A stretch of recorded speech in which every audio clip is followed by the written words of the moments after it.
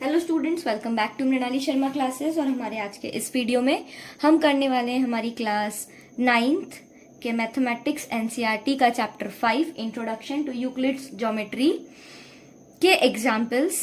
इसके जो main concepts थे, एग्जाम्स, पोस्टुलेट्स एंड एलिमेंट्स, वो सारे मैंने इसके जस्ट पहले वाले लेक्चर में कंप्लीट करवा दिए हैं, जिसके लिंक मैं इधर आई बटन में डाल देती हूँ। In case you haven't seen them, just go through them once and then come back to this lecture.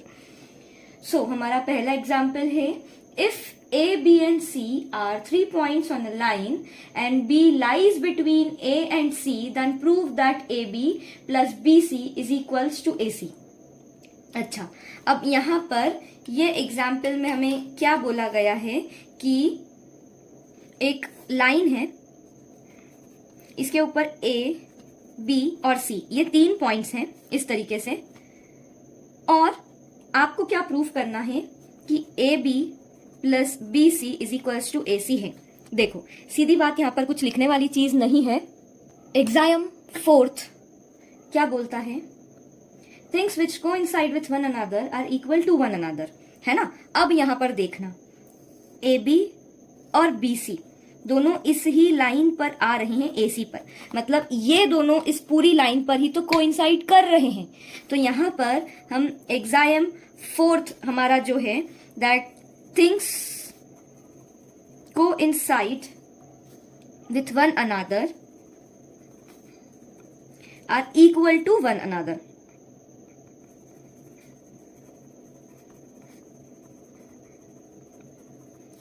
अर्थात यहां पर क्या हो गया, इस एक ही लाइन पर ये दो छोटी छोटी सी लाइन आ रही है और ये बड़ी लाइन इसी से बन रही है, तो ये कोइंसाइड ही तो कर रहे हैं, एक दूसरे के ऊपर ही तो आ रही है। ए बी इस पूरी एसी के ऊपर, बी सी इस पूरी एसी के ऊपर, तो ए बी और बी सी बेसिकली इस एसी पर ही तो कोइंसिडेंट कर रहे हैं, तो इसीलिए ये क्या हो गया, इक्वल हो गया। यहां से सिर्फ ये एग्जाम लिखना, 1 मार्क में आएगा बस। Next question, prove that an equilateral triangle can be constructed on any given line segment. अच्छा, ये छोटा सा एक कंस्ट्रक्शन टाइप है आपके लिए। मान लीजिए मैंने क्या करा, एक लाइन बनाई यहां पर 4 सेंटीमीटर की। अब किसी भी लाइन से मैं क्या कर सकती हूं ना, इक्विलेटरल ट्राइंगल कंस्ट्रक्ट कर सकती हूँ। कैसे कर सकती हूँ? जैसे कि ये ए बी वो लाइन थी, अब मैंने क्या राउंडर लिया और पहले ए से बी तक इसे मेजर करा, इस लाइन को, और इस ए पर मेरी राउंडर की टिप रख के और मैंने इस तरीके से पूरा एक आर्क बना दिया। ठीक है, सेम रेडियस, मतलब अब बी ए लेकर के और इधर से मैंने एक आर्क बना दी। तो ये जो पॉइंट है ना यहां पर, यहां से अब मैं क्या करूंगी, इन दोनों पॉइंट्स को ज्वाइन कर दूंगी, मतलब ए टू बी।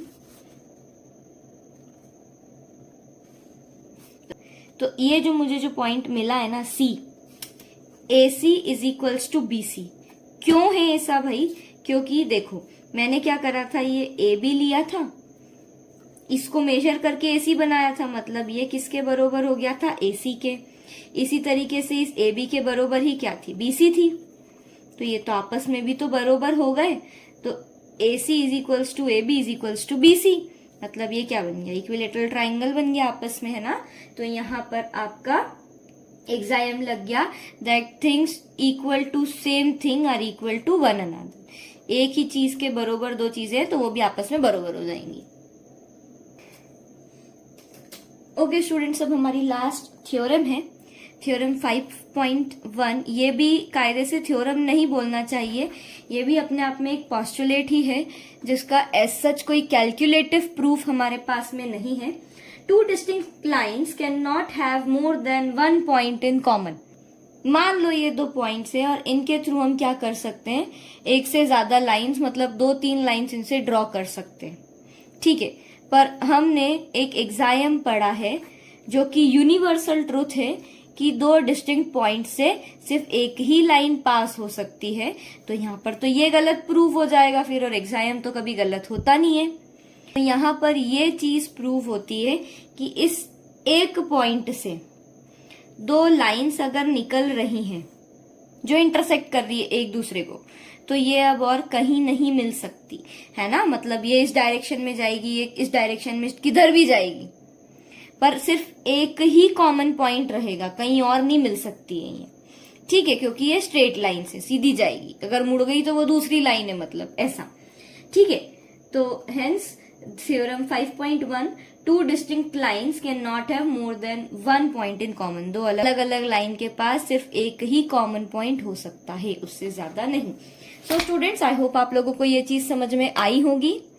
अब इसकी एक्सरसाइज 5.1 हम आने वाले लेक्चर में करेंगे, जिसकी लिंक या डायरेक्ट जिसको क्लिक करके आप पहुंच सकते हैं, इस बॉक्स पर क्लिक करेंगे तो आपको इसका थर्ड पार्ट देखने को मिल जाएगा। So do watch. Thank you so much.